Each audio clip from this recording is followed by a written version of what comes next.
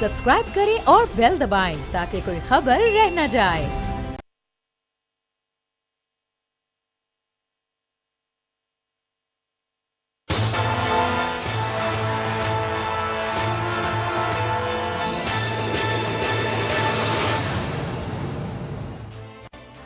अस्सलाम वालेकुम। प्रोग्राम तज्जिया में मैं हूं अलीना लियास। मेरे साथ मौजूद हैं राना ताहिर साहब, समी इब्राहिम साहब। आज के इस प्रोग्राम में हमारे साथ मौजूद नहीं होंगे, लेकिन आज के इस प्रोग्राम में हमारे साथ मौजूद होंगे राजा आमिर अब्बास साहब, जो कि थोड़ी देर बाद हमारे साथ प्रोग्राम में मौजूद होंगे। कमीशन बनाने की बात की है इमरान खान साहब की तरफ से। कुछ इस हवाले से बात करेंगे कि ये जो कमीशन है इसकी क्या लिमिट है, इसका दायरा कार क्या होगा, क्योंकि अपोजिशन की तरफ से कहा जा रहा है कि भाई JIT और इस कमीशन में क्या फ़र्क है। फिर इसके साथ साथ आज हमने देखा कि मरियम नवाज साहबा में काफ़ी मुतहरिक नजर आई, जबकि वो नाअहल हैं, लेकिन इसके बावजूद वो जल्द से जुलूस कर रही हैं। और हमदा शहबाज साहब जैसे हमने देखा कि जेल के पीछे हैं, तो मरियम साहिबा हमें बड़ी एक्टिव नजर आ रही हैं। लगता है कि उन्होंने प्रॉपर तरीके से जो है वो अपने अब्बा हजूर का जो नरेटिव है उसे संभाल लिया है। और कल वकला का कन्वेंशन हो रहा है। आज अमजद शाह साहब ने भी जो है वो मीडिया से बात की है और कुछ ना कहते कहते भी वो काफ़ी कुछ कह गए अपने जो एहतजाज करने वाले हैं वो 14 को। उस हवाले से राना साहब, सबसे पहले मुझे ये बताइएगा, जो कमीशन बनाया जा रहा है इसके हवाले से जो अपोजिशन की तरफ से बातें आ रही हैं वो ये कहा जा रहा है कि JIT बना देते, कमीशन बनाने की क्या जरूरत थी? जी देखिए अलीना, बात यह है कि वज़ीर आज़म ने रात में कहता हूँ जो कौम से ख़िताब किया वो उनके दिल की आवाज़ थी। अच्छा। इसके साथ साथ वो कौम के दिल की आवाज़ भी थी, आवाम के दिलों की आवाज़ थी। लोग भी यही चाहते हैं कि जो इन्होंने इस मुल्क को लूटा और कौमी दौलत बैरून मुल्क लेकर गए, वहाँ पे बड़े बड़े महल्लात बनाए, उनसे वो पैसा वापस लाया जाए। वज़ीर आज़म ने रात कौम से ख़िताब में एक देखें बड़ी दो टोक बात की। उन्होंने कहा कि भाई मैं इसके लिए किसी भी हद तक, ये हुकूमत क्या चीज़ है, मुझे जान की भी परवाह नहीं। बिल्कुल ऐसे। तो ये चीज़ मैं समझता हूँ कि वज़ीर आज़म के अज़म का इजहार होता है। और इससे लेकिन सर कमीशन बनाने की क्या जरूरत है? जो JIT वाला सवाल है मेरा, मुझे जरा वो बताइएगा, क्या ऐसा कमीशन में होगा जो JIT में नहीं है? कमीशन इमरान खान ने कोई रात को कानून तो अलीना नाफिज नहीं किया ना। हाँ। ये नवाज शरीफ साहब के दौर में 2017 में इंक्वायरी कमीशन का एक एक्ट है, उस एक्ट के तहत ये एक इंक्वायरी कमीशन कायम किया जा रहा है। ठीक है। ये वफाकी हुकूमत का कानूनी इख्तियार है कि वो इंक्वायरी कमीशन मुकर्रर कर सकती है। ऐसे ही है। ये कोई गैर कानूनी गैर आईनी काम नहीं है। ठीक। और फिर वज़ीर आज़म ने वाज़े किया कि इस कमीशन का दायरा कार जो है वो ये है कि वो ये देखेगा कि जो 24,000 अरब रुपए कर्जा बढ़ा 10 सालों में वो कहाँ पर खर्च हुआ। ठीक। आप देखें कि अच्छा, ये अब इसका कोई टाइम होगा, मतलब 1 साल के लिए, 2 साल के लिए, क्या होगा? कोई टाइम लिमिट होगी या इमरान खान साहब फिर हमें बताएंगे ये वो लोग हैं जिसमें वो पीपल्स पार्टी के लोगों का नाम लेंगे, नून लीग के लोगों का नाम लेंगे और ये हमें बताएंगे कि ये वो लोग हैं जिन्होंने करप्शन किया? अगर यही बताना है और पैसे नहीं लेकर आने हैं तो फिर बात तो वहीं पर है ना राना साहब, जहाँ से शुरू हुई थी। यही नहीं बताना। इसके बाद देखें, मैं आपको गुजारिश करूं, उन्होंने कौम को, ये इन लोगों को जो इसके जिम्मेदार होंगे, 24,000 अरब रुपए में से किसने कितना माल खाया, कितना कमीशन लिया, कितना जाती महल्लात पर खर्च किया गया, वो सारा कुछ जो है जब कौम के सामने आएगा तो कमीशन की रिपोर्ट जो है वो यूं ही दबा नहीं दी जाएगी। ठीक। ये इमरान खान की हुकूमत है, ये कोई नवाज शरीफ की हुकूमत नहीं है। कायरा साहब इस हवाले से क्या कह रहे हैं? इस कमीशन के हवाले से उनका ये कहना है ये विच हंटिंग के अलावा कुछ भी नहीं है। जरा वो सुनाइएगा, फिर इसके बताएंगे राजा साहब के तरफ, वो भी हमारे साथ ही मौजूद हैं इस वक्त। मैं कमीशन की गुजारिश कर रहा था। कमीशन में नॉर्मली एक कमेटियां होती हैं, कुछ ममालिक में, मैं नाम उनका नहीं लेता, कुछ ममालिक में कुछ कमेटियां बनाई गई जिनको विच हंटिंग कमेटी कहा जाता है। शायद ये कुछ इस तरह का कमीशन बनाना चाहते हैं। अच्छा राजा साहब, ये मुझे बताइएगा, ये अभी कायरा साहब का ये कहना है कि ये जो कमीशन की बात की जा रही है ये विच हंटिंग से ज़्यादा कुछ भी नहीं है, और अपोजिशन की तरफ से एक और भी बात है जिसमें उन्होंने कहा है कि JIT बना लेते अगर आपने कमीशन नहीं बनाना था। तो कमीशन और JIT से कितनी मुख्तलिफ है, उसका दायरा क्या होगा? देखिए, अभी तक उसके ट्यूआर्स तो सामने नहीं आए कि टर्म्स ऑफ रेफरेंस क्या होंगे, लेकिन जब कमीशन बनेगा तो कमीशन ने फैक्ट फाइंडिंग कमीशन ये पता करेंगे कि ये जो इतना 22 अरब का जो ये कर्जा लिया गया, इतनी जो बोरिंग हुई है, ये बोरिंग जोन सी थी, ये क्या आया सारी ऑरेंज ट्रेन के लिए थी, आया सारी मेट्रो के लिए थी। 2 अदवार हैं इसमें, पाकिस्तान पीपल्स पार्टी का और मियां नवाज शरीफ की गवर्नमेंट का। अब पीपल्स पार्टी के अदवार में हमने देखा कि कोई हमें इतने मेगा प्रोजेक्ट्स भी नज़र नहीं आए, वो कहाँ चले गए। हमें तो याद है कि वो सारे जो केसेस थे पावर के, वो सारे उस अदवार में खुले। हमें तो NICL का स्कैम नज़र आया पीपल्स पार्टी के अदवार में, उसके बाद कारके नज़र आया, उससे पहले तीसरे चौथे सारे नज़र आए। तो अब ये अगर इनको कोई इसमें विच हंटिंग का लफ्ज़ यूज़ करते हैं, ये विच हंटिंग क्यों कहते हैं? इनको डर किस चीज़ का है, खौफ किस चीज़ का है? क्यों नहीं आवाम को पता चलना चाहिए कि इस मुल्क में अगर हमारा बच्चा 1.5-2 लाख रुपए का मकरूज़ पैदा होता है अगर, तो उसकी वजूहात क्या हैं, वो पैसा कहाँ गया, हमें पता चले कि उसमें से लोन वापस करने में, क्योंकि 6 अरब से 10 अरब हुए, फिर उसके बाद इनके दौर में 16, फिर 28 अरब ये कहा जा रहा है। तो ये फैक्ट सामने आने चाहिए कौम को। देखिए, ये एक आईनी रिक्वायरमेंट है कि तमाम फैक्ट्स जो से हैं, या जो राइट टू इंफॉर्मेशन, ये इंफॉर्मेशन हमारे सामने आए, ये एक आईनी तकाजा है, इसे पूरा होना चाहिए। और मुझे समझ नहीं आता कि कायरा साहब और वो, बेशक भले से आप अभी के भी जो उन्होंने बोरिंग की है उसके भी आप तमाम फिगर्स आवाम के सामने रखें कि इन 10 माह में कितनी बोरिंग हुई, कुछ फ़र्क नहीं पड़ता। और उसके अलावा ये जो प्रोजेक्ट्स आए मेगा, ये किन अफराद को दिए गए, कौन से वो मनपसंद ठेकेदार थे, कौन सी वो कंपनीज थी जिनके साथ ये डील्स हुई, और फिर जब उन्हें इन्वेस्टिगेट किया जाए और पूछा जाए कि जनाब किन रेट्स पे उनको ये तमाम काम दिए गए, तो इसमें लग रहा है कि जो ये मेगा स्कैम, ये भी बाकी मनी लॉन्ड्रिंग और उनसे भी बड़ा स्कैम। अच्छा, JIT बनती है, उसको लामहदूद इख्तियारात दिए जाते हैं, उसकी TORs का भी बड़ा ख्याल रखा जाता है, और उसको अदालत की तरफ से भी उसको सुपरवाइज किया जाता है।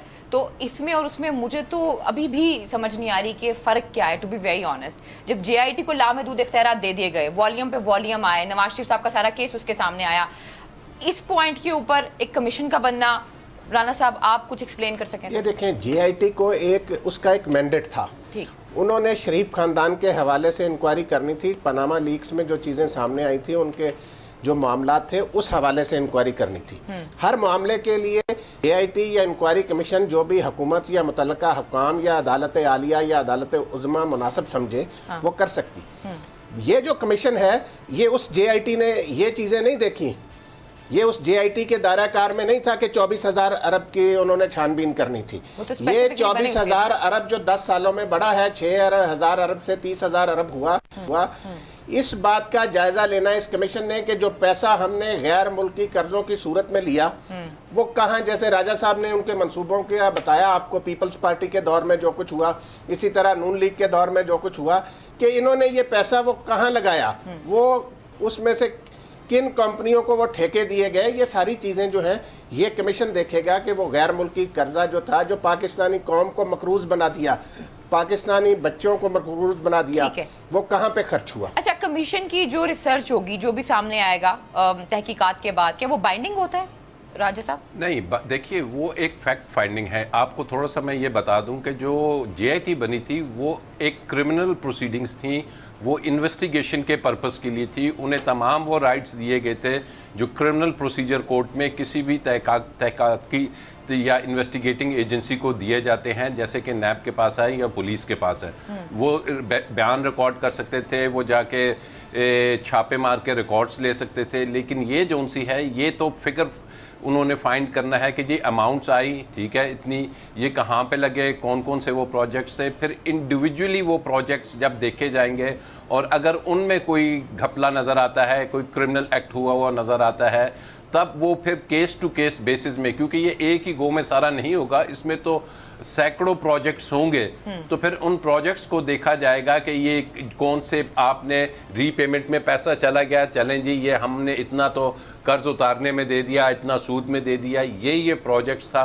फिर उस ईच प्रोजेक्ट को देखा जाएगा कि उसकी तहकीक, वो जो प्रोजेक्ट्स होंगे वो जो होगा वो या फिर FIA इन्वेस्टिगेशन करेगी या नैब करेगी। तो ये एक पहला मरहला है, इसके बाद दूसरा तीसरा इसमें मराहिल आएंगे। यानी कि आगाज करेगी ये कमीशन, उसके बाद केसेस रेफर किए जाएंगे FIA को या नैब को। तो क्या ऑलरेडी इस वक्त FIA की या नैब की ये कैपेसिटी नहीं है कि वो ये जान सके इन केसेस के बारे में और इन्वेस्टिगेट कर सके चीज़ों को? नहीं, देखिए अब जो FIA की कैपेसिटी होती है वो बोरिंग में नहीं जा सकती, वो स्टेट बैंक से फिगर नहीं ले सकेगी, क्योंकि देखिए स्टेट बैंक रिकॉर्ड उसको किसी केस में तो किसी FIR में तो दे सकता है, अभी तो कोई FIR नहीं है, कोई कंप्लेंट नहीं है। So do not treat this कि ये कोई FIR काट दी गई है या ये कोई नैब का रेफरेंस बन गया है। इट्स प्योरली एक जिसको कहते हैं ना, एक तरह की आप कह ले ऑडिट हो रही है। ऑडिट होगा, ये ऑडिट पर्पसेस के लिए है कि उसमें पता चले कि पैसा किस मद में आता है, किस मद में जाता है, कितना एक्सपेंडिचर है, किस चीज़ पे एक्सपेंडिचर है और कितनी रीपेमेंट्स हैं। तो इट्स मोर लाइक जिसको कहते हैं कि एक ऑडिट फर्म या जैसे नहीं करती उस किस्म का ये एक ऑडिट होगा, और उसके बाद हमारे पास चीज़ें सरफेस करके आएंगी कि जनाब ये जो पैसा था ये गरीब आवाम तक कितना पहुंचा, ये हेल्थ के सेक्टर में कितना लगा, ये तालीम के लिए कितना लगा, ये ज़राअत के लिए कितना लगा, या ये सारा का सारा मेगा प्रोजेक्ट्स में ही लगता रहा। तो इन फिगर्स को चेक करने के लिए ये तमाम कमीशन बनाया गया है। अच्छा राना साहब, ऑडिट की बात कर रहे हैं राजा साहब ना, तो ऑडिट तो इंटरनल भी होता है और एक्सटर्नल ऑडिट भी होता है। तो ऑलरेडी पाकिस्तान एजीपी की तरफ से भी ऑडिट किया जाता है, तो फिर ये कैसे डिफरेंट होंगी? देखें अलीना, बात ये है, उसमें तो आई होती राजा आमिर अब्बास साहब ने जो बात की ना, देखें अब पिछले 5 साल नून लीग की हुकूमत थी, उस वक्त जो ऑडिटर जनरल के मातहत लोग थे या ऑडिटर जनरल था, उसमें इतनी हिम्मत थी कि वो नवाज शरीफ के घपलों की निशानदेही कर सकें उस तरीके से कि इन्होंने क्या किया, या पीपल्स पार्टी के दौर में ऑडिटर जनरल्स के साथ ये क्या करते रहे, वो भी कोई ढकी छुपी बात नहीं है। मसला सीधा साधा है जो राजा आमिर अब्बास साहब ने बात बताई कि ये एक हकायक जांचने के लिए कमीशन बनाया गया है। और अभी मेरी बात हो रही थी प्राइम मिनिस्टर हाउस के ऑफिस के एक बंदे से, वो बता रहे थे कि ये कमीशन ऑफ इंक्वायरी एक्ट 2017 के तहत कमीशन कायम किया जा रहा है। यानी ये कोई कानून इमरान खान ने रात को ऑर्डिनेंस की शक्ल में नाफज नहीं किया, ये नवाज शरीफ साहब के दौर में ही, ये पहले भी था, उसमें तब्दीली की गई 2017 में, तो ये उसी एक्ट के तहत वो कमीशन बना रहे हैं।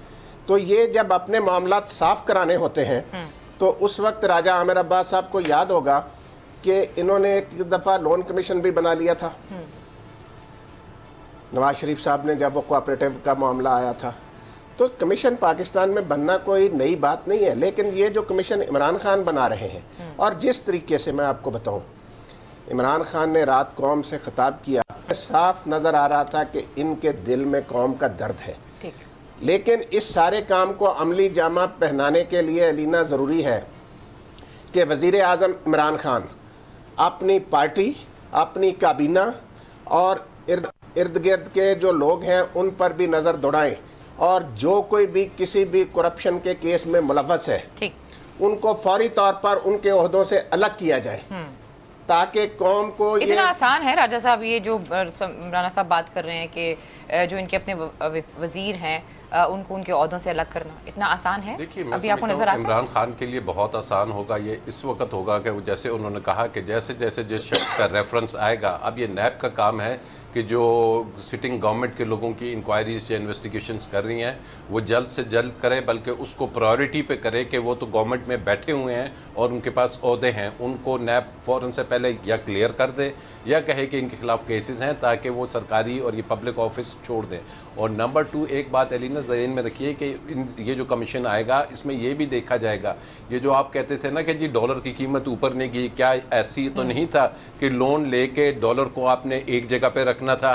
क्या ऐसे तो नहीं था कि इस किस्म के तमाम फिगर फजिंग जो इसाक डार साहब थे वो ये कर रहे थे? क्योंकि हमने जो अभी हम नज़र आ रहा है वो यही आ रहा है कि डॉलर को आपने एक जगह रखने के लिए आपने बोरिंग की और उससे आर्टिफिशियल तौर पे आपने उसको रखा हुआ था। तो ये इस किस्म के क्राइम्स होंगे जो माइक्रो लेवल पे भी होंगे और मैक्रो लेवल पे भी होंगे। तो माइक्रो और मैक्रो इकोनॉमी को देखा जाएगा और उसके बाद कौम को बताया जाएगा कि ये लोग कर क्या रहे थे। असल चीज़ है क्रिमिनल एक्ट से ज़्यादा इस कौम को पता चले कि जनाब उनका पैसा जाता कहाँ था। ये जो अरबों की और खरबों की जायदादें बनी हैं ये किसी दरख्त से तोड़ के तो नहीं बनी, यही वो पैसा है, यही वो है ठेके हैं, यही वो प्रोजेक्ट्स हैं जिसके जरिए ये शाह खावर हमारे शो में आए हुए थे आमिर साहब। तो मैंने उनसे सवाल किया, मैंने उनसे पूछा कि मुझे ये बताएं कि हमेशा इमरान खान साहब ने तो ये बता दिया कि इन लोगों ने करप्शन किया है, इतने पैसों की करप्शन किया है, लेकिन जो अगर पैसे वापस आने की बात होती है, क्योंकि जब मैं लोगों में जाती हूँ, मैं उनसे बात करती हूँ, तो मुझे ये कहते हैं कि ठीक है हमने सुन लिया, हमें पता चल गया कि आसिफ अली जरदारी साहब करप्ट हैं, हमें पता चल गया कि नवाज शरीफ साहब करप्ट हैं, लेकिन जो पैसे हैं क्या उन्हें वापस लाना इतना आसान है? रात को जब खिताब कर रहे थे इमरान खान साहब तब भी उन्होंने कहा था कि बहुत से जो ममालिक हैं उनसे हमारा कॉन्ट्रैक्ट कॉन्ट्रैक्ट हो गया है, लेकिन हम रैशनली अगर बात करें तो आपको लगता है इतना आसान होगा इतनी पैसों को लेकर आ जाना? दुनिया में जहाँ कहीं भी माफियाज होते हैं ना, उन पे हाथ डालना और फिर रिकवरीज करना ये कोई आसान काम नहीं है। ख़ास करके जहाँ पे जानबूझ के आपने म्यूचुअल लीगल असिस्टेंस की ट्रीटीज़ बनाई नहीं, क्योंकि आपके इल्म में था कि कल को हम खुद इसकी जद में आ जाएंगे। अब ये एक प्रोसीजर शुरू हुआ है, तो इस प्रोसीजर में चाहे जितना भी वक्त लगता है, हमने ये नहीं है कि ये लूटा हुआ पैसे से ही इस मुल्क ने आगे चलना है। इस मुल्क ने अपनी जो मईशत है वो अपनी पॉलिसीज़ और मंसूबों से आगे लेके चलनी है। लेकिन ये होगा कि लूटा हुआ पैसा लाने के लिए, देखिए अभी इनिशियल स्टेज है और हम समझते हैं कि एकदम से पैसा आ जाएगा। अभी उनकी अपीलें पड़ी हुई हैं, कल को अगर अपील में बरी हो जाते हैं तो आप वो पैसा कैसे वापस होगा? तो ये जब कुछ अरसे में फाइनलिटी होगी इनकी बैरून मुल्क, तो अपनी जगह पाकिस्तान में अरबों खरबों की इंडस्ट्री है, प्रॉपर्टीज़ है, वो ही अगर फोरफीट कर ली जाएगी तो उसमें बहुत बड़ी बड़ी रकूमात गवर्नमेंट एक्सचेकर को हासिल हो जाएंगी। तो ये कोई 1 माह या 6 माह की प्रोसीजर नहीं है, इसमें टाइम ज़रूर लगेगा। अच्छा, प्रोडक्शन ऑर्डर के बारे में के हवाले से मैं बात करूंगी राना साहब आपसे। खबरें इस तरह की आ रही हैं कि आसिफ अली जरदारी साहब को प्रोडक्शन ऑर्डर जो है वो जारी कर दिया जाएगा। खबर आ रही है, इसकी तस्दीक अभी कोई नहीं है। तो क्या एक बंदा जो जिस्मानी रिमांड पर हो उसका इस तरीके से प्रोडक्शन ऑर्डर जारी किया जा सकता है? देखें लीना, मेरी गुजारिश सुने जी। मैं आपको पाकिस्तान की तारीख बताता हूँ थोड़ी। ये जो बड़ा क्रेडिट लेते हैं पीपल्स पार्टी वाले के जुल्फ़कार अली भुट्टो हमारे बानी थे पीपल्स पार्टी के, उन्होंने 73 का आइन दिया कौम को। जुल्फ़कार अली भुट्टो ने 1973 का आइन दिया, अपोजिशन जमातों ने भी उनके साथ ताउन किया, इसमें कोई शक नहीं। लेकिन मैं आपसे पूछता हूँ कि क्या जुल्फ़कार अली भुट्टो के दौर में जब चौधरी ज़हूर अलाई को गिरफ़्तार करके मुख्तलिफ जेलों में रखा गया तो उस वक्त के स्पीकर ने उनके प्रोडक्शन ऑर्डर जारी किए थे? क्या उस वक्त के कायदे हिज़्ब इख्तिलाफ खान अब्दुल वली खान को जब गिरफ़्तार किया गया तो उनके स्पीकर ने प्रोडक्शन ऑर्डर जारी किए थे? उसके बाद ये नवाज शरीफ साहब के दौर में जब जमशेद दस्ती, ये देखें ना, ये है फ़र्क कि ये बादशाह सलामत हैं, कोई शहजादा है, कोई बादशाह है, कि इनके तो प्रोडक्शन ऑर्डर जारी हो जाए, वो गरीब का बाल जमशेद दस्ती जो है उसको कोई पूछे ना, वो बेचारा पुलिस वैन में चीखे मारे, वो भी ना कोई सुने। तो ये प्रोडक्शन ऑर्डर खास तौर पे मैं आपको बताऊं जो मैंने क्यों कह रही है कि वो मान जाएगी? जो खबरें आ रही हैं तभी नहीं की गई, वो क्यों मान रहे हैं? पहले भी प्रोडक्शन ऑर्डर जो जारी किए गए तहरीक इंसाफ की गवर्नमेंट की तरफ से जारी किए गए ना राना साहब। 1 मिनट गुजारिश सुने। बात ये है कि मैं वही अर्ज कर रहा हूँ कि मैंने कौमी असम्बली के ना काफ़ी रिकॉर्ड का भी जायज़ा लिया पिछले दिनों जब ये शहबाज शरीफ और साद रफ़ीक के प्रोडक्शन ऑर्डर जारी किए गए। असद कैसर साहब से पहले किसी स्पीकर ने जिस्मानी रिमांड के दौरान किसी के प्रोडक्शन ऑर्डर जारी नहीं किए। ठीक, ये सिर्फ और सिर्फ ये असद कैसर साहब ने क्यों प्रोडक्शन ऑर्डर जारी किए शहबाज शरीफ साहब के जब वो जिस्मानी रिमांड, आप मुझे बताएं, खाक तफ्तीश करेगा नैब कि जहां वो मिनिस्टर इनकलेब में सारा जिस्मानी रिमांड का अरसा उनका मिनिस्टर इनकलेब में गुजार दिया। इसी तरीके से आप ये देखें कि आसिफ जरदारी साहब हों या हमजा शहबाज हों, इनके साथ वो सलूक क्यों नहीं करते जो जमशेद दस्ती के साथ किया गया? वो मेंबर पार्लियामेंट नहीं था, ये कोई अनोखे मेंबर पार्लियामेंट है, इन्हें कोई सुर्खाब के पर लगे हुए हैं। ठीक है, आमिर साहब आप बताएं क्या कहता है कानून इस हवाले से? क्या स्पीकर साहब के पास ये कहता है कि उनकी स्वाबदीद है, डिस्क्रिशन है, बात खत्म। लेकिन जो उसके पैरेलल ये रूल्स हैं, ठीक है, कुछ कवानीन है कि जैसे क्रिमिनल प्रोसीजर कोड है कि तफ्तीश का मकसद क्या होता है, ये जिसको हम जिस्मानी रिमांड कहते हैं, इसको जिस्मानी रिमांड क्यों कहते हैं? जिस्मानी रिमांड इसलिए कहा जाता है कि आपकी कस्टडी जो सी है वो बाकी जगहों से हटा के एक्सक्लूसिवली पुलिस को या इन्वेस्टिगेटिंग एजेंसी को दे रहे हैं ताकि वो आपसे तफ्तीश करें और आपसे जो सवालात पूछे जाए आप बराह रास्त उनका जवाब दें। ये ना हो कि आप बाहर हों तो आप जाके अपने वकील से मशवरा करें, आप जाके अपने अकाउंटेंट से मशवरा करें और फिर वहाँ से पूछ के आएँ और प्रोडक्शन ऑर्डर के बहाने आप ये तमाम लीगल एड लेके आके उनकी इन्वेस्टिगेशन का जवाब दें। दुनिया में ऐसे तफ्तीश कहीं नहीं होती। तफ्तीश में तो बताया भी नहीं जाता कि उस शख्स को रखा हुआ कहाँ पे है। तो ये बड़ी इंपॉर्टेंट चीज़ है। ये मैं समझता हूँ असद कैसर साहब ने बिल्कुल अपनी डिस्क्रिशन को बेजा इस्तेमाल किया है, गलत तौर पे इस्तेमाल किया है, और चूंकि ये कानून में कहीं लिखा हुआ नहीं है कि दौरान रिमांड या ऐसी चीज़ में आप नहीं करेंगे, तो इसको चेक होना चाहिए और हुकूमत को इस प्रेशर में नहीं आना चाहिए। और स्पीकर तो होता ही इंडिपेंडेंट है, उसे बिल्कुल इस प्रेशर में ना आए। प्रेशर क्यों है? किस चीज़ का प्रेशर? उसको अब यही होगा कि पहले वो शहबाज शरीफ के दे चुका है रिमांड के दौरान, अब वो कहेगा कि जी मैं मजबूर हूँ कि मैं इसके भी दूँ।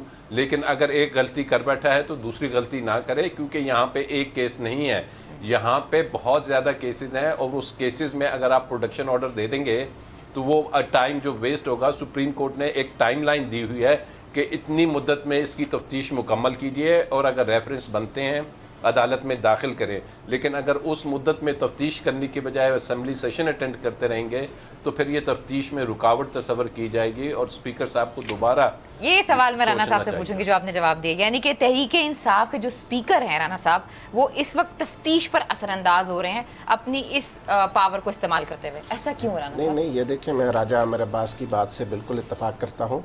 उन्होंने बिल्कुल सही निशानदही की मैंने है सवाल का जवाब कि ये नहीं है। स्पीकर कौमी असेंबली, मैंने तो पहले तहरीके कहा इंसाफ कि ये के है पहले ना, स्पीकर तहरीके है इंसाफ के है ना, जो तहरीके कमीशन बनाने के लिए नहीं, अगर तैयार हैं आप। तहरीके इंसाफ का ठीक स्पीकर है। गलत काम करे तो हम उसको सही तो नहीं कह सकते। लेकिन क्यों कर रहे हैं ना सर? मेरा सवाल आपसे ये है, आप तज्जिया कर रहे हैं, मुझे सवाल का जवाब दें। ये अपनी ये तो मुझे पता गलत है। ये पता क्यों करते हैं? आपने शहबाज शरीफ साहब की तकरीर नहीं सुनी कौमी असेंबली में कि मैं आपका शुक्रगुजार हूँ? ये अपनी वाह कराने के लिए स्पीकर साहब ये इस किस्म के काम कर रहे हैं जिसका नुकसान इस मुल्क को हो रहा है। जिन्होंने स्पीकर साहब किसे रिप्रेजेंट कर रहे हैं? स्पीकर साहब इस वक्त पीटीआई के नहीं है। स्पीकर बनाया जो है- किसे? नहीं, बनाया मेरी किसे? बात सुने, बनाया मेरी किसने? बात ना, सुने, ना, साहब, बनाया मेरी बात किसने है? सुने।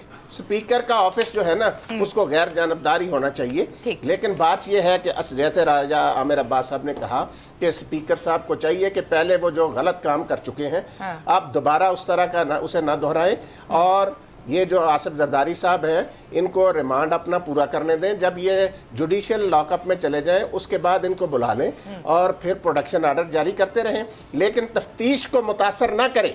ये सही कहा है आमिर अब्बास साहब ने कि इससे तफ्तीश क्या होगी। आप मुझे बताएं ना, अब शहबाज शरीफ साहब। अच्छा ठीक है, प्रोग्राम में मुझे एक ब्रेक लेनी है। जब ब्रेक से मैं वापस आऊंगी तो इमरान खान साहब को आपको एक शॉट सुनाऊंगी जो रात को किया, और उसके बाद फिर आज एक मुलाकात भी होनी थी अख्तर मेंगल साहब की, लेकिन वो नहीं हो सकी। फिर मरीम नवाज साहबा हमें बड़ी मुतहरिक नज़र आ रही हैं और वो नाअहल हैं, क्या वो जल्द से जुलूस कर सकती हैं और वो चाह क्या रही हैं बेसिकली। मैं चाहूँगी कि राना साहब इस हवाले से मैं बताएं, और राना साहब ने खबर भी दी थी कि उनके खिलाफ एक रेफरेंस भी आने वाला है। प्रोग्राम में वक्त एक छोटी सी ब्रेक का, स्टे विद अस।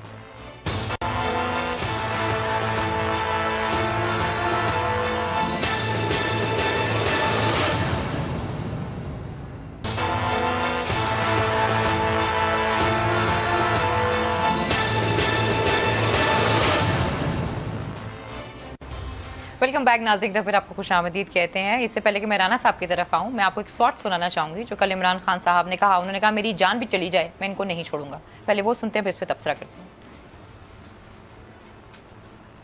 मुझे कोई ब्लैकमेल करने की कोशिश करे ना कि मेरी गवर्नमेंट चाह रही है, ये तो बड़ी छोटी चीज है गवर्नमेंट जाने की। मेरी जान भी चली जाए ना, मैंने इन चोरों और डाकुओं को नहीं छोड़ना। ये मेरा अपनी कौम से वादा है। ये मैं अल्लाह को कह के आया था कि मैंने कहा अल्लाह मुझे एक मौका दे दे, एक मौका दे। जी राना साहब, इसका क्या मतलब है मुझे ये बताइएगा? क्या वो पैगाम देने की कोशिश कर रहे हैं अपनी इस बात पे? देखें अरीना, ये इमरान खान ने मैं समझता हूँ कि बड़ा दो टोक और वाज़ेह पैगाम दे दिया है अपनी जमात के लोगों को भी, क्या कि उन्हें इस चीज़ की परवाह नहीं है कि वो हुकूमत जाती है। उन्होंने कहा कि इन चोरों को इनके अंजाम तक पहुंचाने के लिए उन्होंने उनकी कहा जान हुकूमत तो बहुत दूर की बात है, अगर बहुत- जान भी चली जाएगी ना तो मैं मुझे कोई परवाह अफसोस नहीं तो होगा। ये एक मैसेज दे दिया। इससे जाहिर होता है कि इमरान खान उनके, देखें कौम को पहले भी उन पर एतमाद था, लेकिन कल रात जो मैं समझता हूँ इमरान खान ने कौम से खिताब किया, उसके बाद कौम में एक नया वलवला पैदा हुआ है। अच्छा, कौम- क्या वलवला पैदा हुआ है? वलवला ये पैदा हुआ है कि कौम बहुत को से लोग जैसे- कह रहे हैं सिर्फ इसलिए ये खिताब किया गया कि वो जो उन्होंने बजट पेश किया वो बजट बिल्कुल अवामी नहीं था। देखिए इस वजह से बजट जो होता है ना, बजट तो जो मुल्क के हालात हैं उसके मुताबिक उन्होंने, देखें जो पहले हम बात कर रहे थे ना, आप कह रही थी कि ये जो लूटी हुई रकम है ये वापस आने में कितना टाइम लगेगा या क्या होगा। देखें अलीना, इमरान खान के आने से ये फ़र्क पड़ा है क्या कि महंगाई लूट बढ़ी। मार, मेरी बात सुने, लूट मार का सिलसिला ख़त्म हो रहा है। अगर देखें ये इन लोगों के खिलाफ एक्शन होगा, पैसा वापस आने में यकीनन, जैसे राजा साहब भी कह रहे थे, टाइम लगेगा, जी। वो कोई रातों रात नहीं हो सकता। लेकिन एक पैगाम तो चोरों और डाकुओं को चला जाएगा ना कि अगर आइंदा किसी ने चोरी और डाका मारा इस कौमी खजाने पर। चौधरी साहब, कहाँ लूटमार खत्म हो रही है? देखिए, सरताज गोल किधर खत्म हो रही है मेरी लूटमार? बात सुने, ये जो है ना, ये जो कोई भी है ना, इमरान खान ने जो रात मीठा तकरीर मीठा की, आप कड़वा मेरी कड़वा बात दूं, सुने, ये नहीं वाला ऐसी- काम है आपका। इमरान खान से ऐसी तवक्को न रखे। रात इमरान खान ने जो तकरीर की उसके बाद ये बात वाजे हो गई क्या? कि कोई बंदा कोई भी हो, खा उनकी अपनी पार्टी का हो या किसी का भी हो, वो एहतसाब के शिकंजे से बच नहीं सकेगा। जिसने जो काम गलत किया है उसे उसका खमियाजा भुगतना होगा। और आप देखेंगी कब राना ये साहब? ये इस वक्त? दूर की बात नहीं है। अच्छा। ये बहुत जल्दी आपको मैं बता रहा हूँ कि पीटीआई के वो लोग जो नैब के रडार पर जी। हैं, उनके खिलाफ मामलात जो हैं वो आगे बढ़ रहे हैं। और आप देखेंगे। अच्छा, मेरा आमिर साहब से इस हवाले से सवाल है, अगर हम ऑपोजिशन की बात करें तो उनकी तरफ से हमेशा गिला किया जाता है कि जी हमारे जितने भी मुकदमात हैं वो बड़ी तेजी से बढ़ते हैं, लेकिन जैसे कि अभी राना साहब ने कहा कि इनके अपने वुज़रा के जो मुकदमा में बड़े आहिस्ता आहिस्ता कछुए की तरह जो है वो आगे की तरफ चल रहे हैं। तो इसका क्या रीज़न देखते हैं आप, क्या रीज़न हो सकता है? देखिए, एक चीज़ तो जहन में रखिए कि जो हुकूमत ये मेगा केसेस हैं, मनी लॉन्ड्रिंग का है या नवाज शरीफ साहब का था, वो इसलिए तेज़ी से बढ़े कि वो केसेस नैब नहीं कर रही थी, उसको जेआईटी बनी, सुप्रीम कोर्ट की डायरेक्शंस थी, सुप्रीम कोर्ट के ऑर्डर्स थे, सुप्रीम कोर्ट मॉनिटर कर रही थी, इस वजह से उन केसेस में तेज़ी आई। अगर वो नैब के ऊपर ही होते, उन्हीं के तय होते, तो यकीनन जैसे नैब ने शहबाज शरीफ साहब के केस में इन्वेस्टिगेशन की है, इसी किस्म की तफ्तीश भी हमें नज़र आती और यही पेस भी नज़र आती। नंबर 2, जहाँ तक बात रहेगी कि जी अपोजिशन के, मैं तो हमेशा से कह रहा हूँ कि ये जो गवर्नमेंट के हैं, चाहे डिफेंस मिनिस्टर हैं, चाहे दीगर मिनिस्टर्स हैं, चाहे और इनके पार्टी के अरकान हैं, इनके खिलाफ अगर कोई शिकायत हैं, अगर कोई इन्वेस्टिगेशंस हैं, तो वो प्रायोरिटी पे उनको डिसाइड करना होगा। क्योंकि इस कौम को अब ये अफोर्ड नहीं किया जा सकता कि एक शख्स आज डिफेंस मिनिस्टर है और कल को पता लगे कि जनाब वो जेल चले गए हैं और उन्होंने कोई चोरी की हुई थी, कोई डकैती की हुई थी। तो इन चीज़ों को दूर करने के लिए खान साहब तो अब नैब को ऑर्डर नहीं दे सकते, डायरेक्टली कह दिया जाता है कि खान साहब एक चीज तो कर सकते हैं कि इन सबसे ये कहें कि भाई जब तक आपके ऊपर इंक्वायरीज क्लियर नहीं हो जाती हैं तब तक आप कम से कम अपने मनसब पे वापस ना आए, ये तो कर सकते हैं ना खान साहब। देखिए, इंक्वायरी क्लियर तो फिर ये सालों पड़ी रहेगी। इसका बेहतरीन तरीका चेयरमैन नैब के पास है। पड़ी रहेगी जब इमरान खान साहब की गवर्नमेंट है तो सालों क्यों पड़ी रहेगी? उनको तो सबसे पहले ये चीज हल करानी चाहिए। तो नैब कर रही है ना, नैब इन्वेस्टिगेशन कर रही है, नैब, और इमरान खान नैब को किसी किस्म की कोई डायरेक्शन नहीं दे सकते कानूनी तौर पे। अब बात ये चेयरमैन नैब पे आ जाती है कि वो क्यों नहीं ये केसेस फाइनलाइज कर रहा। ये तो कोई इतने बड़े केसेस नहीं है कि जिसकी इन्वेस्टिगेशन में कोई महीनों या सालों लगने हैं, या जिसमें आपने बैरून मुल्क जाके कोई छानबीन करनी है, या जिसमें कोई आपने मुख्तलिफ स्टेट बैंक्स को देखना है। पीटीआई की गवर्नमेंट पर अगर ये सवाल उठाया जा रहा है तो उसका जो रीजन है वो नैब है, क्योंकि नैब इनको टेकअप नहीं कर रहा। हाँ, नैब इनको जान के शायद डिले कर रहा है, दानिस्ता या गैर दानिस्ता तौर पे, और उसका जो खमियाजा है वो हुकूमत वक्त को के ऊपर इस शक्ल में लाया जा रहा है कि जी इनके जो केसेस हैं वो बड़ी स्लो पेस पे चल रहे हैं। तो मुझे लगता है कि अनकरीब ये भी 1-2 केसेस, क्योंकि जो उन्होंने कुछ ऐलानिए किए हैं कि वो फाइनल स्टेजेस में हैं। जब नैब में केस फाइनल स्टेज पे होता है तो फिर अप्रूवल्स खाली चाहिए होती हैं चेयरमैन नैब की, उसने अप्रूवल देनी होती है, तफ्तीश मुकम्मल होती है, और आप देखिए कि कब वो अप्रूवल देते हैं कि किसको अरेस्ट किया जाए और किसके खिलाफ रेफरेंस फाइल किया। अच्छा राना साहब, मेरी जो इन्फॉर्मेशन है वो ये तो कहती है कि जो इंक्वायरी है इस हवाले से काफ़ी लोगों की मुकम्मल हो चुकी है, तो अप्रूवल में क्या रीज़न है कि इतना लेट आ रहे हैं? सबसे पहले तो इनके मसले हल होने चाहिए। देखिए अलीना, बात ये पहली मैं आपको गुजारिश सुनूँ, आपने कहा ना तेज़ी, ये तेज़ी नहीं है। अपोजिशन जो कह रही है ना वावेला कर रही है, ये आसफ जरदारी के खिलाफ मनी लॉन्ड्रिंग का केस 2015 से शुरू हुआ है, जब नवाज शरीफ की हुकूमत थी। मेरी गुजारिश सुने ना, अब 4 साल बाद जाके वो गिरफ्तार हुए हैं। फिर उनकी जो ये बाकी मामलात हैं, ये शहबाज शरीफ साहब चीफ मिनिस्टर थे जब से सुप्रीम कोर्ट के हुक्म पर इनके खिलाफ इंक्वायरियां शुरू हुई हैं। तो ये इतनी कोई ये जो है ना, कोई ये नहीं है कि इनको जल्दी जल्दी पकड़ा, इनको बड़े कितने मौके दिए गए। साल तो मेरी गुजारिश सुने ना, साल तो पूरा लग गया। आप कह रहे हैं कि अगर मतलब पीटीआई की गवर्नमेंट में, नून लीग की गवर्नमेंट में और पीपल्स पार्टी की गवर्नमेंट में कोई फर्क नहीं, फर्क की बात वो तो हम तो कह रहे हैं, राजा साहब ने भी ऐसे कहा, मैंने भी कहा कि जो बंदा भी करप्शन में मुलव्वस है पीटीआई की गवर्नमेंट का, मैं तो इस हद तक हूँ कि अगर उसके खिलाफ इंक्वायरी भी चल रही है तो इमरान खान साहब को चाहिए, जैसे आपने कहा कि भाई आप अभी फारग हो, अगर आप इंक्वायरी से क्लियर हो जाएंगे तो वापस आ जाएं, वरना जो आपका मुकद्दर है वो भुगतें। तो बात ये है कि ये अब देखें, मैं बताऊं, इस करप्शन के खिलाफ जो जंग शुरू हुई है ना, इसने अपने मंतकी अंजाम तक अलीना जाना है। और इसमें तमाम जो हम पहले भी बात कई दफ़ा कर चुके हैं, इसमें एक पाक फौज के सरबराह जो है ना जनरल कमर जावेद बाजवा, उन्होंने जिस तरीके से अपने फ़ौज के अंदर लेफ्टिनेंट जनरल के ओहदे के एक अफसर को 14 साल कैद बा मुशक्कत सुनाए जाने की तौसीक की है, एक ब्रिगेडियर को सजाए मौत सुनाए जाने की तौसीक ठीक की। इससे नहीं, मेरी बात सुने, इससे ये वाज़े हो जाता है कि इस मुल्क में अब कोई भी एहतसाब से बाला नहीं होगा।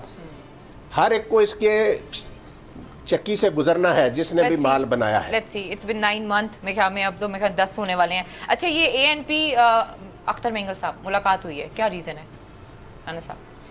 ये जी राय साहब से बात। जी देखिए, सियासतदान आपस में मुलाकातें करते नाराजगी रहते रही है हैं। हमेशा BNP की, शुरू से रही BNP है। की रही, लेकिन अब देखिए नाराजगी तो पीपल्स पार्टी और नून लीग की भी बहुत ज्यादा रही है और ऐसी रही है कि पेट फाड़ देने वाली लेकिन अभी हुकूमत नाराजगी इनकी थी। है ना, 4 सीटों का सवाल है, ये भी तो देखे ना, नाराज ANP नहीं से रख सकते। मिलना, देखिए नाराजगी से पहले वो इकट्ठे भी रहे, जो BNP अख्तर मेंगल साहब के वालिद जो उनसे थे और जो वली खान साहब और ये लोग इकट्ठे बिल्कुल ऐसे। बहुत अरसा इन्होंने मिल के सियासत की है, तो मिलने में कोई हर्ज नहीं। मैं नहीं समझता कि अख्तर मेंगल साहब अभी इस वक्त जाके अपोजिशन से मिलेंगे या कोई भी पार्टी ऑपोजिशन के साथ खड़े होकर वो बातें तो काफी सख्त कर देते हैं। नहीं, बातें भले से करें, क्योंकि देखिए अगर वो हटते हैं तो क्या होता है, हुकूमत टूटती है, हुकूमत टूटती है, अपोजिशन तो इस उसमें नहीं है कि वो किसी किस्म की कोई ला सकती है बंदा।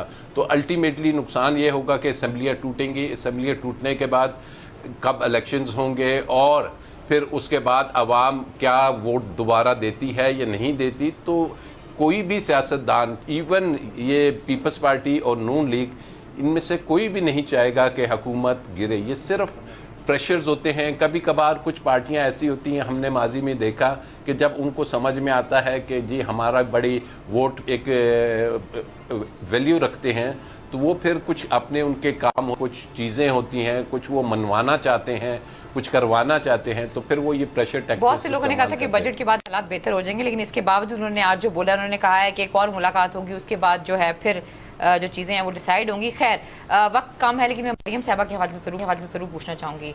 राना साहब, मरियम साहिबा आज गई हुई थी और सुना है उनका बड़ा अच्छा इस्तकबाल किया गया है और कारकुनों की एक बड़ी तादाद वहाँ पर मौजूद थी और वो तो नाअहल हैं, तो वो कर सकते हैं जल्द से जल्द। देखिए अलीना, एक तो मैं जो पहले आपने बात की ना अख्तर मेंगल साहब की, मैं गुजारिश करूं कि अख्तर मेंगल साहब जो हैं उनकी पार्टी के कौमी असम्बली में ना एक ही वोट है। सर एक वोट भी मेरी गुजारिश तो सुने। तभी तो बात यह मुज़ाकरात है, कर रहे हैं। जैसे राजा साहब ने कहा कि सियासतदान जो हैं वो सियासतदानों से मिलते रहते हैं और वो इस वक्त कोई काबीना में शामिल नहीं है अख्तर मेंगल साहब। जो बात वो जैसे आपने कहा ना कि वो किसी के अपोजिशन के साथ खड़े होकर सख्त बातें कर जाते सर, हैं, एक वो वोट भी हुकूमत बहुत के होता है, इत्तेहादी सर। जरूर है, हुकूमत के इत्तेहादी जरूर है, लेकिन वो उस तरीके से हुकूमत का हिस्सा नहीं है कि वो काबीना के रुकन नहीं है, ना उनकी पार्टी काबीना में शामिल है। ठीक। तो दूसरी जो आपने चलिए, बात की बलूचिस्तान में तो मोहतरमा, है ना, बलूचिस्तान में तो काफ़ी उनका है बलूचिस्तान में वहाँ वो- पे तो डिस्टेबल कर सकते हैं चीज़ों को अगर वो चाहें तो। नहीं डिस्टेबल कर सकते हैं, वो तो वक्त बताएगा ना कौन डिस्टेबल कर सकता है। गुजारिश ये है, मोहतरमा मरियम नवाज साहिबा का जहाँ तक ताल्लुक है, देखें उनकी पार्टी ने उनको नायब सदर बनाया, उनके बालग जेल में हैं, उनके कज़न जो हैं वो भी कल गिरफ्तार हो गए। वो देखें एक पार्टी है ना मुस्लिम लीग नून, एक सियासी जमात है, इसमें तो कोई शक नहीं, पार्लियामेंट में भी उनकी नुमाइंदगी है, तो वो जहाँ भी जाएंगी वहाँ पे कुछ लोग तो इकट्ठे होंगे ना। कुछ लोग नहीं, काफ़ी हुए राना साहब, बहुत से लोगों का ये कहना है आज। नहीं, लोग जो मर्जी कहते रहे, मेरी गुजारिश सुने, कुछ लोगों ने टीवी चैनल से दिखाया भी। मेरी बात सुने ना। बात यह है कि वो ठीक है, उनका मैं समझता हूँ कि अगर उन्हें अमली सियासत में जब तक वो क्लियर नहीं हो जाती, उनकी सज़ा ख़त्म नहीं हो जाती नाअहली वाली, उन्हें उस वक़्त तक अमली सियासत में हिस्सा, मेरी राय है कि उन्हें उस वक़्त तक अमली सियासत में हिस्सा नहीं लेना चाहिए। लेकिन अगर वो लेते हैं तो फिर बाकी लोगों पर भी इतराज़ करने का कोई जवाब नहीं रहता। किस पे? नहीं, जो भी हो, किसी पर भी। किसकी बात कर रहे हो, किस पे इतराज़ किया उन्होंने? उन्होंने मियां नवाज शरीफ साहब को भी मुस्लिम लीग नून का कायद बनाया हुआ है, ठीक है, वो कहते हैं कायद हैं वो हमारे। तो ये चीजें जो है ना, देखें हम जब अगर जहांगीर तरीन साहब कायद हो सकते हैं तो उनको कायद होने में क्या प्रॉब्लम है? हम तो कहते हैं जहांगीर तरीन अगर उनको वो बैठते हैं कैबिनेट की मीटिंग में तो उनको नहीं, हम वो सरबराही कौन करने सा, में क्या प्रॉब्लम देखिए है ना, राना साहब? हम ये कब कहते हैं अगर कि आजम सवाती इतना कुछ करने के जहां- बावजूद भी नहीं, वापस आ आजम जाते हैं तो सवाती क्या को किसी प्रॉब्लम कोर्ट ने नाअहल करार नहीं दिया। सर, उन्होंने जो जहांगीर, किया मेरी है, बात जो सुने, किया है उन्होंने, मेरी वो बात उन्होंने सुने, ठीक नहीं किया है। मेरी बात सुने, उसको हमने कितना कंडेम किया है अपने प्रोग्राम में, बिल्कुल, हाँ, लेकिन तो exactly, जो बात कोर्ट है, की नाअहली छोड़ बात कर जो ये एक्ट है वो गलत है, वो गलत बड़ा है। मैटर सर, वो करती है। बिल्कुल मैटर करती है, लेकिन जो गलत एक्ट है वो एक्ट तो गलत ही है ना सर। नहीं, हम उस एक्ट का उन्होंने भी खमियाजा भुगता, वजारत से भी इतना अरसा बाहर रहे, और हमने खुलकर उन पर तनकीद की, उस वक्त मजम्मत की उनकी कि उन्होंने जो हरकत की वो इंतहाई नामुनासिब। बिल्कुल। लेकिन मैं आपको बताऊं कि ये जो है ना, जैसे राजा साहब ने कहा कि इस वक्त कोई पार्टी ये नहीं चाहती कि मुल्क में किसी तरह का कोई सियासी बहरान पैदा हो। ये इन्हें सूट नहीं करता। अगर खुदा न खास्ता सियासी बहरान पैदा हुआ इस मुल्क में तो उसका सबसे ज्यादा नुकसान पीपल्स पार्टी और नून लीग की क़यादत को होगा। क्या फ्यूचर है मरियम का? राजा मरियम साहब, साहबा का फिलहाल तो कोई फ्यूचर राजा नहीं। साहब, देखिए, मरियम बिलावल साहिबा का। जो सी हैं वो इस वक्त एक कॉन्विक्ट हैं, ठीक है। उनकी कन्विक्शन को उन्होंने सस्पेंड नहीं किया। वो आज भी नाअहल 10 साल के लिए हैं किसी भी पब्लिक ऑफिस होल्ड करने से। उनके खिलाफ एक ये जो वाइस प्रेसिडेंट बने हैं पिटीशन भी आ गई है इलेक्शन कमीशन 17 ऑफ को। पाकिस्तान में, ठीक है। अब जो कानूनी तौर पे वो कोई भी सीनियर ओहदा नहीं रख सकती, लेकिन जो बुनियादी चीज़ है सियासत से, तो सियासत से चाहे उनको सज़ा हो भी जाए, इलेक्शन वो नहीं लड़ पाएंगी, लेकिन जलसा करना, इकट्ठा होना और सियासत करना ये आपका बुनियादी कॉन्स्टिट्यूशनल राइट है। चाहे आप कन्विक्ट हैं, चाहे आप कोई भी हैं, तो वो सियासत भी कर सकती हैं, इकट्ठे भी कर सकती हैं लोगों को और अपनी राय का इजहार भी कर सकती हैं। तो ये उनके कॉन्स्टिट्यूशनल राइट है। हाँ, अब ये डिटरमिन करेगी कि वो पार्टी की वाइस प्रेसिडेंट, क्योंकि मियाँ साहब जब सदर बने थे तो पटिशन आ गई थी और 203 में इन्होंने अमेंडमेंट रातों रात की थी कि कोई भी शख्स बन सकता है, जो चैलेंज हुई। और हर पार्टी का जो इलेक्शन कमीशन ऑफ पाकिस्तान में दस्तूर होता है उसमें ये लिखा होता है पार्टी ओहदेदारों के लिए कि जनाब आप ये हमें लिख के दें कि आप में से कोई सज़ा याफ्ता नहीं है मॉरल टर्पिट्यूड में। तो मरियम साहिबा वाइस प्रेसिडेंट की हद तक तो मुश्किल हो जाएगी उनको, लेकिन बाकी ये जलसा करना, जुलूस करना, इसमें कोई कानूनी अच्छा, वकला रुकावट नहीं। कन्वेंशन भी हो रहा है कल। राना साहब, उस हवाले से मैं चाहूंगी आप कमेंट करें ताकि मैं प्रोग्राम को खत्म करूँ। वो उसका क्या मकसद है? और आज देखिए, अमजद शाह साहब ने भी अमीना, कहा ये है, जो- खास तौर पे लॉ मिनिस्टर के हवाले से उन्होंने कहा है कि वो लॉ मिनिस्टर भी हैं, इसके साथ साथ वो रुकन नहीं रह सकते। कुछ इस हवाले से भी बात बताइए। ये है, मैं गुजारिश करूं कि ये जो वकला का मामला है ना, ये एक आइनी मामला है कि सदर ममलिकत ने सुप्रीम कोर्ट के एक मोहतरम जज साहब और सिंध हाई कोर्ट के एक मोहतरम जज साहब के खिलाफ रेफरेंस सुप्रीम जुडिशल काउंसिल को भिजवाए।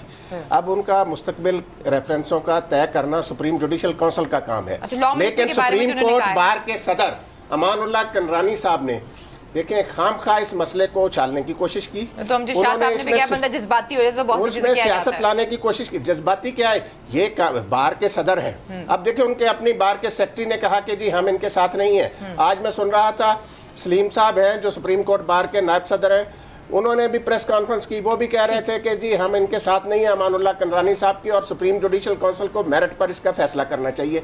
तो आज ये तो बहुत सी बातें अमजद शाह साहब की तरफ से भी तब्दीली, मुझे की बातों में उनके स्टैंड में भी काफी तब्दीली नजर आई, उनकी बॉडी लैंग्वेज में नहीं, ये आईनी काफी तरीका है, तब्दीली। आईनी लाइटर नोट तरीके पे ये से बात फैसला कर रही हूँ होना मैं। चाहिए। खैर, आज के प्रोग्राम से हम तीनों को इजाजत दीजिए। अपना बहुत ख्याल रखिए। लाने के बाद